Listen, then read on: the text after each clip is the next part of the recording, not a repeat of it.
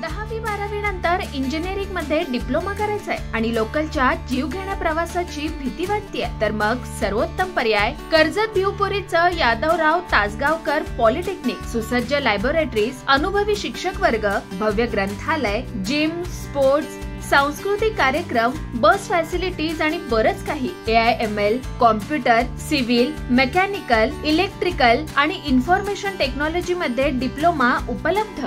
राज्य माझा न्यूज, आपल्या हक्काची डिजिटल वाहिनी. बदलापूरमध्ये उपमुख्यमंत्री आणि अर्थमंत्री अजित पवार यांच्या वाढदिवसानिमित्त विविध उपक्रम राबवण्यात आले. यामध्ये शहराध्यक्ष प्रभाकर पाटील यांच्या नेतृत्वात बेलवली परिसरातील विद्यार्थ्यांसाठी वह्या वाटप करण्यात आल्या. परिसरातील 1000हून अधिक विद्यार्थ्यांना यावेळी वह्यांचं वाटप करण्यात आलं. आपल्या नेत्याचा वाढदिवस सामाजिक उपक्रमांनी साजरा व्हावा याच भावनेतून हा उपक्रम राबवण्यात आलाय. परशुराम आर्थिक विकास महामंडळाचे अध्यक्ष कॅप्टन आशिष दामले यांच्या संकल्पनेतून आणि मार्गदर्शनाने हा उपक्रम बेलवली परिसरात पार पडला.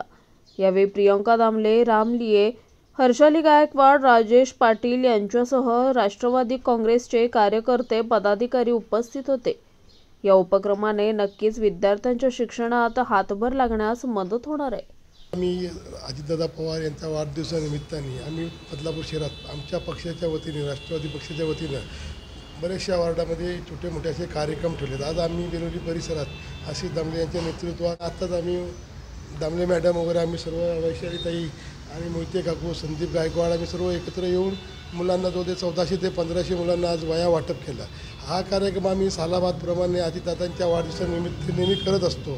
माननीय अजितदादा पवार यांनी कायमच आम्हाला शिकवण दिली आहे की आपलं 80% हे समाजकारण असलं पाहिजे. त्यामुळे मला असं वाटतं की आजच्या दिवशी त्यांच्या वाढदिवसाच्या निमित्त समाज उपयोगी कार्यक्रम राबवूनच आज त्यांचा वाढदिवस आम्ही साजरा करत आहोत. आज सकाळीच प्रभाकर पाटील यांच्या मार्गदर्शनाखाली आम्ही वह्या वाटपाचा त्यांनी कार्यक्रम आयोजित केला. तिथे जवळपास त्यांनी 1500 विद्यार्थ्यांना वह्या वाटप केलं आणि कुठेतरी जे विद्यार्थी आहेत किंवा जे दुर्लक्षित भाग आपल्या समाजाचा आहे त्यांना कुठेतरी एक हातभार लागावा, हे आजच्या दिवसाचं आमचं मानस आहे. राज्य माझा न्यूज, आपल्या हक्काची डिजिटल वाहिनी.